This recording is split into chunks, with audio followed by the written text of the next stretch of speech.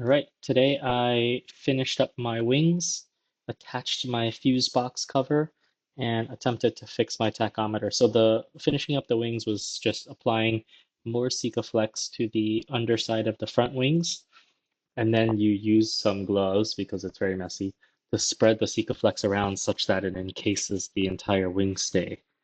I also used a little bit of the Sikaflex to stick the repeater wires to the underside of the wing. um, I don't know if that's the best idea, but I figured that using masking tape or like an adhesive uh, zip tie attachment would probably end up falling off because of all the stuff that the wheel would be throwing up during driving. So I'm trying Sikaflex for now. We'll see how that works.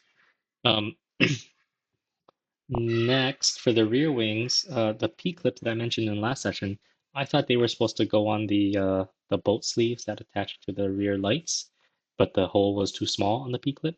That was completely wrong. So the P-clip should attach to the bolts that hold the wing to the chassis. Fits perfectly there.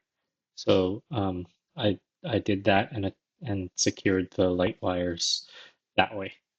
Um, the fuse box cover is pretty straightforward. Your kit comes with some Velcro. You'll have to cut it to size, but then you just stick one side on the fuse box cover edges and the other side on the chassis where they would meet. Uh, and that's it. Um, Finally, the knee trim, I am actually going to skip for now because that blocks access to where you need to unscrew the bolts to remove or attach the windscreen or wind deflector. As I have a wind deflector coming in, I'm going to leave this off so that I can switch between the two.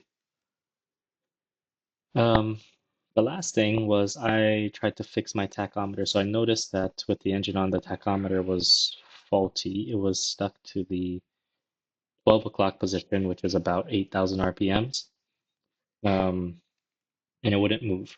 It also doesn't cycle when you turn on or off the car. However, it was getting power since it did illuminate, and the handbrake and the battery lights did illuminate as well. So talking to my dealer, he sent me some instructions on how to fix it. There's a little grommet on the back of the tachometer where if you take it off, you'll see a set of 8 dip switches.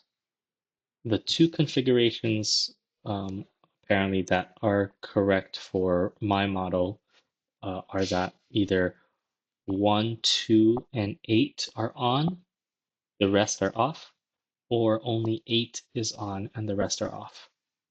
For me, when I popped the grommet off, I saw that 1, 2, and 8 were all on. So I flipped 1 and 2 off to see if that would fix my tach. Unfortunately, it didn't do anything to uh, fix my tach. So I think my tach is probably faulty and I'll have to put in a maintenance or a warranty claim.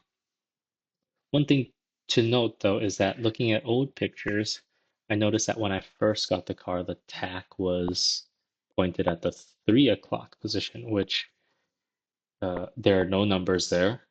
And it's I think it's the Caterham or the 7 logo that is there. So at some point when I turn on the car, the tach must have cycled at least a little bit and moved itself to actually, it moved itself to the 1 o'clock position because I saw another picture with that. And then at some point it landed on the 8 o'clock position and hasn't moved since.